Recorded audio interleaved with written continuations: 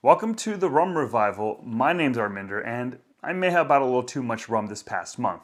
So today I'm trying something new, a bit of a casual, off-the-cuff haul video where I showcase all the bottles that I've bought over the last month or so.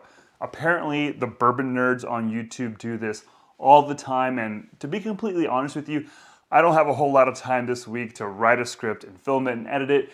And since you kind of have to really feed the algorithm, you're basically gonna get a video of me pointing to a bunch of bottles saying, look what I got. Hopefully you find this mildly entertaining. But I figured I'd share with you everything that I've bought or that was sent to me by brands over the last month or so, and I'll get to why I bought each bottle and if I tried it, what I think about it.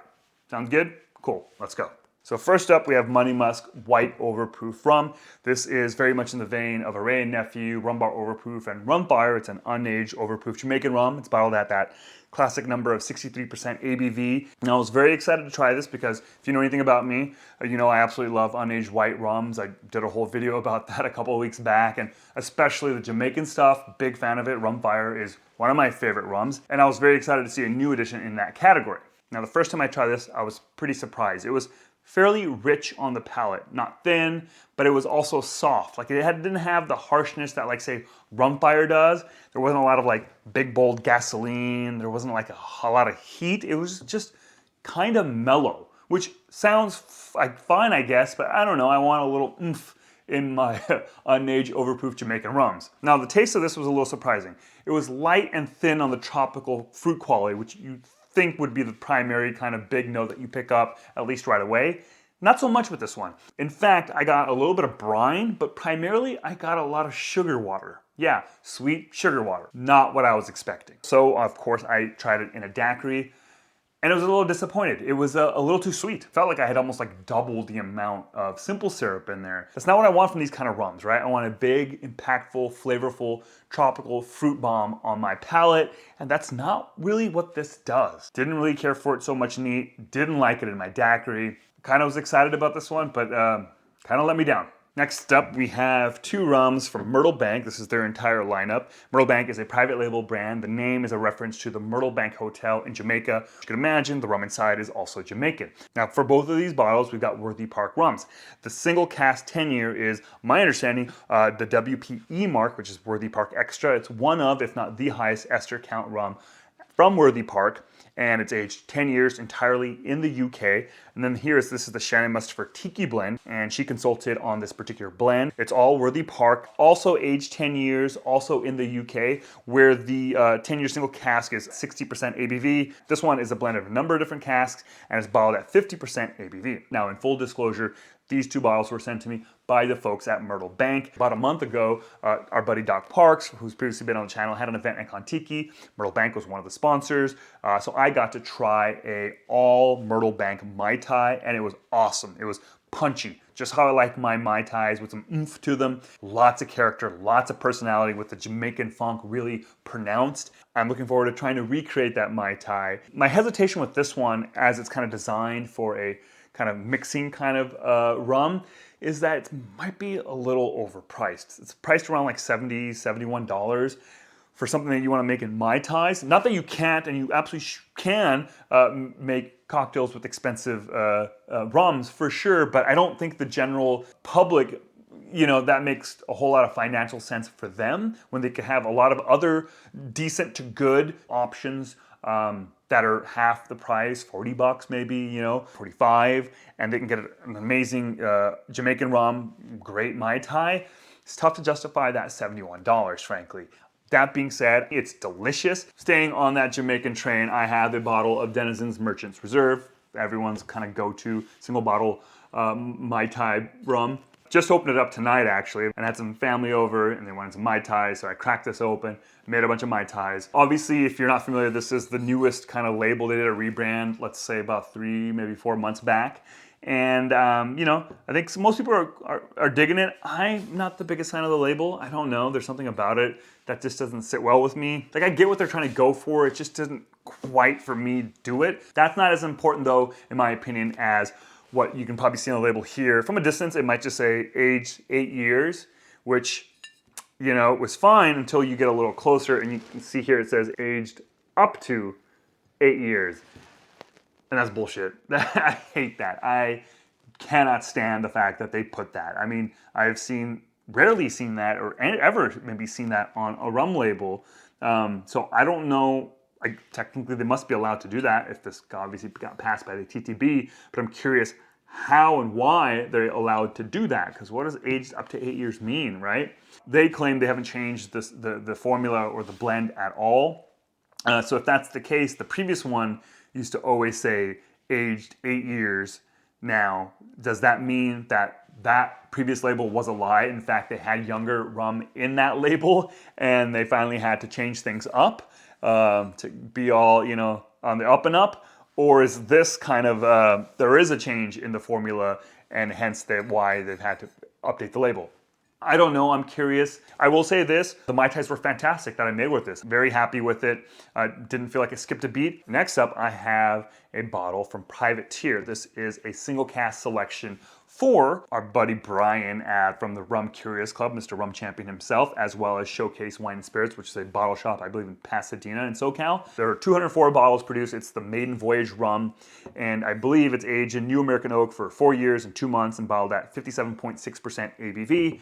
Brian was very kind enough when he came over to film and he gave me this bottle. It was really nice of him to do. Though, I will say this, in my experience, the Privateer stuff has been hit or miss. There's some stuff I've really liked, some stuff I haven't, and there's nothing that's been kind of in the middle for me.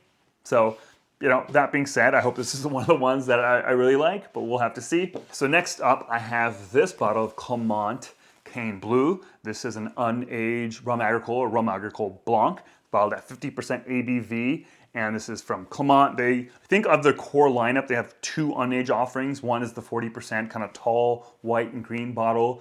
And then this is the other one, the 50%. This is a single varietal release made from blue cane. The other one is, I don't know what different types of varietals. I don't really like that 40%. Definitely not for a sipping experience. And I think it works okay in cocktails. I think I much prefer like the Rum Jam offerings, even at 40%. But this one I do like. I don't love it, but I like it, at least the last time I've had it. But I'm excited to finally have a bottle to really kind of dive in deep with it and really spend some time with it. And then I also bought a bottle of Dillon Blanc Rhum Agricole. This is from Martinique as well as the Clement, and it's a 55% ABV, I believe, bottled in a full liter, which is always great. And it is the first time I'm gonna have a Dillon rum. I've never had anything from them. I'm excited to try it. I've heard decent to good things, so I saw that this was available on K&L on the West Coast, and I immediately had to purchase it. I've been looking to get my hands on more stuff from Martinique, and boom, here we go. Then on that same note, I also bought this Blanc Rhum Agricole from HSC, Habitation Saint-Étienne, I think. I'm sure I butchered that. Bottled also at 55% ABV in a liter, and I think both of these were between 30 to 40 bucks. Tremendous value. You really can't beat that in my opinion, I think. Again, so HSC, I actually haven't had anything unaged from them. I have had a couple of aged offerings that I thought were good, but I'm really excited to see how their unaged distillate actually tastes.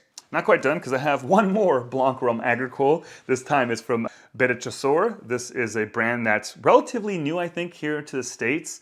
Maybe in the last year or two.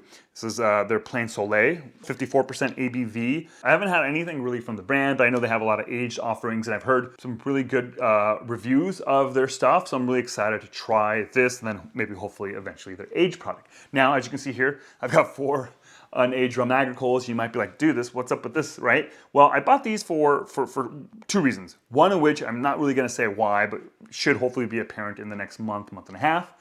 Mystery. And the second reason is that, we're getting into summer.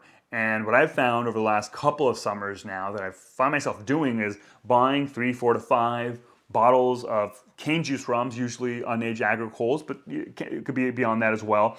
And I buy a bunch of bottles and I drink them throughout the summer. To me, that's my favorite thing to do is around 4 or 5 o'clock at the end of the workday to kind of get through the horrors of the workday. What I'll do is make a couple of tea punches with a decent amount of ice. Where I live, it can get pretty hot, 80, 90 degrees, triple digits. And around 4 to 5 o'clock, it's just so nice to just sit in the backyard with a chilled tea punch and just enjoy it. So I like to get a collection of bottles and kind of work my way through them during the summer. So this is sort of the lineup for this summer. Next up, I have 2 bottles from Raising Glasses, an independent bottler here in the States. I have the Kyrie here, which is a cane juice rum. The cane juice was from Vietnam, but the rum was distilled in Amsterdam. More on that in a second. And then we have the Pele's Fury. This is a Grand Arôme from Martinique, from the Legalian distillery. These are my very first bottles of Raising Glasses. I do like that what they primarily focus on is 375 bottlings. I just think that's a great format, especially when you become a hobbyist and enthusiast of rum, like many folks, like myself included. You find yourself buying a lot of bottles and you find yourself spending less time with any one individual bottle, so you almost rarely get through half of it. So why not only buy half a bottle and save yourself some money? Yeah, you pay a little bit more per ounce maybe, but I still think, you're not gonna drink that full bottle anyway, so yeah. And I like that they have on the spine here kind of like a little sticker with a bunch of information on the bottle. It kind of makes you want to collect all of them and put them on your bookcase, I guess, on your shelf. There's something collector-y about it that kind of scratch a certain part of my nerdy brain. But yeah, these rums, blown away by them, and I've spent a little bit more time with them, and I really like them. So the crazy thing with the Kyrie is it's cane juice from Vietnam, like I said, shipped over frozen to Amsterdam, where it was then distilled by the Rummy Club Distillery, which is awesome. Unfortunately, they are closing. Either they have closed or they're about to close, so that's unfortunate. So it might be the first and only time we get rum from them here in the States. Even though it's at 61% ABV, it's soft, not harsh, it's not hot. There's like a sweet baby banana food note. Yeah, like banana baby food or like banana yogurt-esque kind of note, while also having like a touch of herbaceousness. Super tasty. And then we have the Grand Arôme from Martinique. This is a style of rum that's molasses-based, calm distilled, that goes through long fermentations, creating a lot of esters, and I believe they use dunder or muck, and it really can be big, bold, and pungent. This is, I would say, the other big Grand Arôme that came out last year was the Holmes Key one from Reunion Island. In my opinion, this is maybe more drinkable than that. That one is a lot more industrial, has a lot more industrial notes. This has a good amount of fruit on it, actually. Brininess and some minerality. And yeah, I think this might be the one I prefer. Or rather, this is a more accessible, easy drinking one. I think I have to be in the right mood and time to drink the Holmes Key one. There's gonna be a time and place for that, and I did the whole video a couple weeks back on white rums and I included that. And I do like it, but you gotta be in the right mood for that. This I could potentially drink once or twice a week. And the interesting thing is, going back to the Denizens Merchants Reserve, this has some Grand Arôme from Martinique, and the only place that makes Grand Arôme in Martinique is Legalian, which is what this is. So presumably this or some version of this is what's in this. So that I think is really interesting, and folks who love to kind of make rum blends for their Mai Tais and have been using the Holmes Key or a little bit of it in their Mai Tais might want to look into this one instead. I think it might be more true to form to what's in here. And then we've got these 2 bottles, which I've already done a video on. I did a first impressions video here on YouTube where you got to see me try these for the very first time. This is the Ghana release, a cane juice rum from Ghana, aged maybe like 3 or 4 years. Then the Paraguay release, molasses calm distilled rum that was aged, I believe, 6 years, a total of 8 years, mostly in Paraguay, but 2 years in the Netherlands. And I think if you remember, I thought this was well made, it just wasn't for me. It's not kind of the flavor profile I'm really looking for. This I really liked on first impression. I had a little bit of banana sweetness that I really enjoyed. And since then, I kind of proclaimed that I was gonna try these more and more, and then a month later do a video on Patreon where I kind of gave you my overall impression after getting through a good amount of it. As you can see, I haven't really done that. Got busy, got distracted. There were other rums that got in the way. But I am working on them. Had them like 2 more times since. Get through like a third or half the bottle before I make my final declaration of what I think about these rums. Love the labels, love the amount of information on the labels. I think that's so cool. In general, I've had good experience with Down Island spirits so far with these 2, and I look forward to trying more, which actually leads us to our last bottle, and that is the Down Island Spirits Jamaica HG 2014. Full disclosure, they sent me this bottle, it came in the mail yesterday, and I tried a little bit of it. Before we get into what it tastes like, it is a Hamden Estate rum. It's the Diamond H mark. It was distilled in 2014, aged a total of 10 years, 4 of which were tropical, 6 of which were in the UK. Supposedly, it's the first time a single cask of Diamond H has been available here in the US. It's a single cask pick between the Florida Rum Society and then Brian at the Rum Champion. It is high ester. It is, I believe, somewhere between 900 to 1,000 grams per hectoliter of pure alcohol. It's like the 4th highest in terms of ester count from Hamden. What did it taste like? lots of industrial notes up front. A lot of glue up front, some acidity, and that note was challenging. It was pretty intense and challenging. Luckily, halfway through, it shifts into more of the traditional Jamaican rum note in terms of funk, a lot of overripe tropical fruits, as well as some baking spices. I like the fact that it ended on that so that it actually made me want to have another sip, as opposed to if it was flipped and it ended on the industrial note, the glue, and the acidity, I would be less likely to then want to grab another sip. So what do I think, right? I think if you are a huge fan of higher ester Jamaican rums and you like the funk and you like the acidity and the industrial notes, then I think you're probably gonna really love this, I think. But I wanted to make sure that if you're watching this and if you're on the fence about wanting to buy this or not, know those industrial notes are there. And if you know you don't like them, then don't buy it. But if you are down to clown with that kind of stuff, then yeah, I think you'll really like it. Now, have I spent too much money on rum? Yes, I have. Do I regret it? No, I don't. So I'd like to know two things. One, is this kind of haul video interesting to watch?